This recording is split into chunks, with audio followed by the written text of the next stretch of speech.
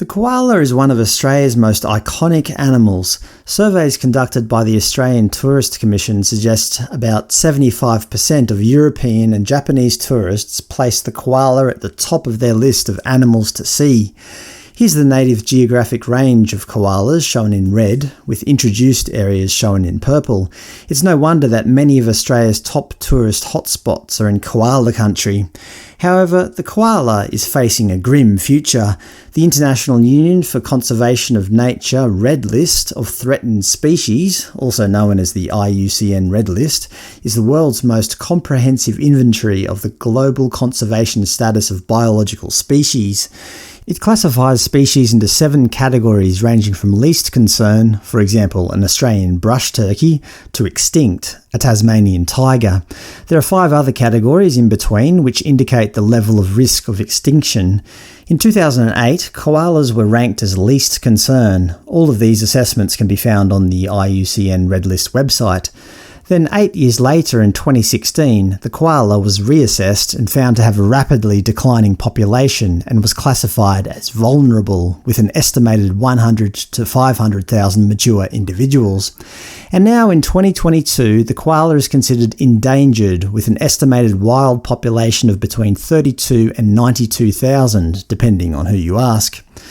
It should be noted that in the mid-1800s, as many as 10 million koalas were thought to have existed in Australia, but then the fur traders came, with an estimated 8 million koalas killed for their pelts during the late 1800s and early 1900s, according to the Australian Koala Foundation.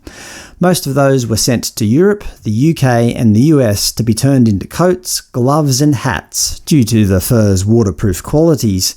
It should also be noted that although for some Aboriginal people the hunting and eating of koalas was forbidden due to their spiritual significance, for others koala was a food source just like anything else.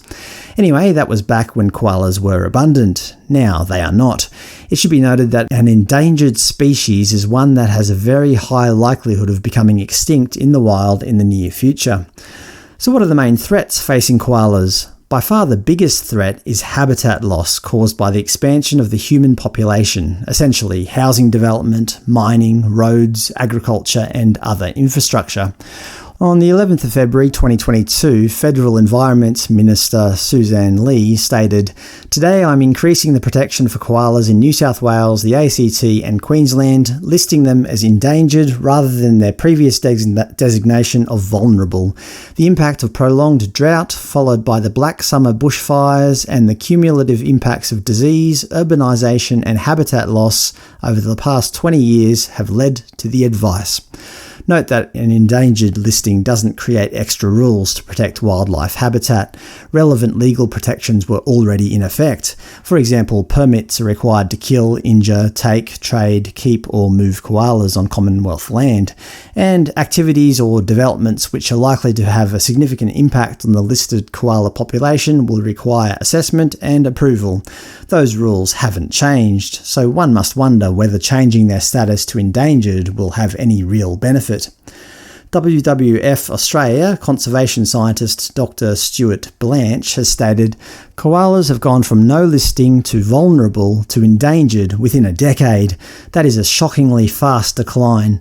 Today's decision is welcome, but it won't stop koalas from sliding towards extinction unless it's accompanied by stronger laws and landholder incentives to protect their forest homes." Basha Stasak from the Australian Conservation Foundation was a bit more blunt in their assessment. "National environment laws have fundamentally failed to provide the protection the koala needs. What we need to see the government do is stop destroying koala habitat." The Environment Minister defended the government's record on land clearing. "We do look at developments and we do assess them and make necessary offsets for koala habitat." So what do you think? Are the government doing enough to protect koalas, or do you think there's other forces at play? In my last video, I talked about the government's drive for human population growth at all costs. Do you think it's simply inevitable that koala habitat will be destroyed when large numbers of people are allowed to immigrate to Australia every year? Is it actually the push for an ever-increasing human population that is destroying our natural fauna?